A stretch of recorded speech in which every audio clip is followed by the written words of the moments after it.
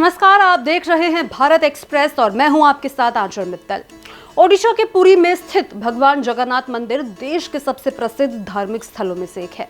हर साल यहां निकलने वाली जगन्नाथ रथ यात्रा में लाखों श्रद्धालु शामिल होते हैं, लेकिन रथ यात्रा से पहले एक ऐसी परंपरा निभाई जाती है जिसे जानकर कई लोग हैरान रह जाते हैं।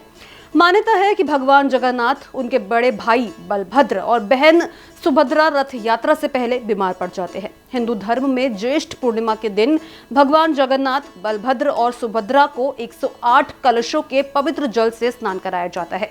इस विशेष अनुष्ठान को स्नान पूर्णिमा कहा जाता है। धार्मिक मान्यता के अनुसार इतने अधिक जल से स्नान करने के बाद भगवान को सर्दी और बुखार हो जाता है, इसी कारण उन्हें बीमार माना जाता है। भगवान के बीमार होने के बाद मंदिर के मुख्य कपाट श्रद्धालुओं के लिए कुछ दिनों के लिए बंद कर दिए जाते हैं। इस अवधि को अनवसर या फिर अनासर कहा जाता है। ये समय लगभग 15 दिनों तक चलता है। इस दौरान भगवान को विश्राम दिया जाता है और उनकी विशेष देखभाल भी की जाती है। मान्यता है कि इन दिनों भगवान को किसी मरीज की तरह औषधियां दी जाती है। उन्हें जड़ी बूटियों से बना काढ़ा, फल, खिचड़ी और हल्का भोजन चढ़ाया जाता है। मंदिर के सेवक और पुजारी भगवान की सेवा में लगे रहते हैं। इस दौरान आम श्रद्धालु भगवान के दर्शन नहीं कर पाते, लेकिन वो भगवान के जल्द स्वस्थ होने की प्रार्थना करते हैं।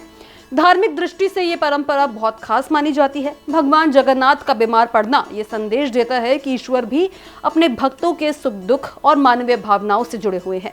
ये परंपरा जो है बताती है कि बीमारी जीवन का एक सामान्य हिस्सा है और हर व्यक्ति को धैर्य और सेवा के भाव के साथ कठिन समय का सामना करना चाहिए।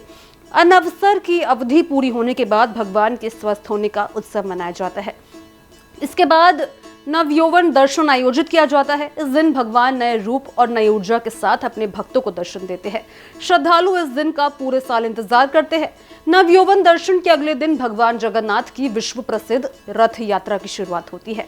भगवान जगन्नाथ, बलभद्र और सुभद्रा अपने अपने रथों में सवार होकर गुंडिचा मंदिर की यात्रा पर निकलते हैं। इस दौरान लाखों श्रद्धालु रथ खींचने का सौभाग्य प्राप्त करते हैं और इसे बेहद पवित्र माना जाता है। भगवान जगन्नाथ के बीमार पड़ने की ये परंपरा सदियों पुरानी है और आज भी पूरी आस्था के साथ निभाई जाती है।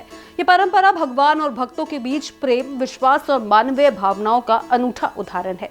यही वजह है कि भगवान जगन्नाथ को केवल देवता नहीं बल्कि अपने परिवार के सदस्य की तरह माना जाता है। तो ये कहानी आपको पता थी कि नहीं? कमेंट बॉक्स में जरूर शेयर करें। साथ ही इसी तरह की रोचक कहानियों के लिए भारत एक्सप्रेस को अभी सब्सक्राइब करें।